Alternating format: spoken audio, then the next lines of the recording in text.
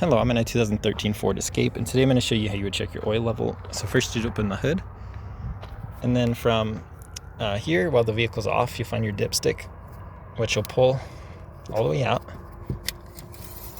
And then at this point you take a rag or a paper towel to wipe this clean, and then you'd stick this all the way back in, and then pull it all the way right back out. See if I can get a focus on it, but there's two dots there around some grid marks. You want the oil to be pretty close to the dot on the left. That would be your full mark. The closer you get to the right is low. So if you're pretty close to the dot on the right, or barely on this stick, you want to add some oil.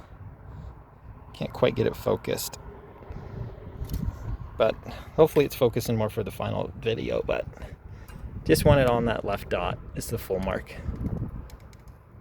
So we'll stick this all the way back in. And then while the vehicle's still off,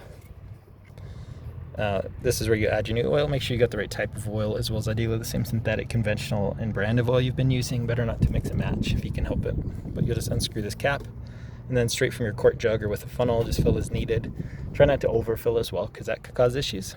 But once you've added your oil, screw this back on nice and tight, and then start the vehicle for a few seconds for this motor to run, to circulate that new oil.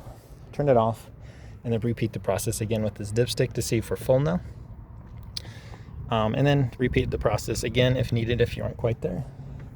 And all this said, don't do any of this in lieu of regular oil changes, which typically you do by taking the vehicle, put it on a slight lift so you can get underneath of the oil pan, pull the oil plug to drain the old oil out, replace any filters as needed, screw the plug back in nice and tight, and then add all the oil recommended for your particular motor type. For an oil change here, start the vehicle again for like a few seconds to get that new oil circulated, stop, and then check your oil level again here, just like we did in the beginning.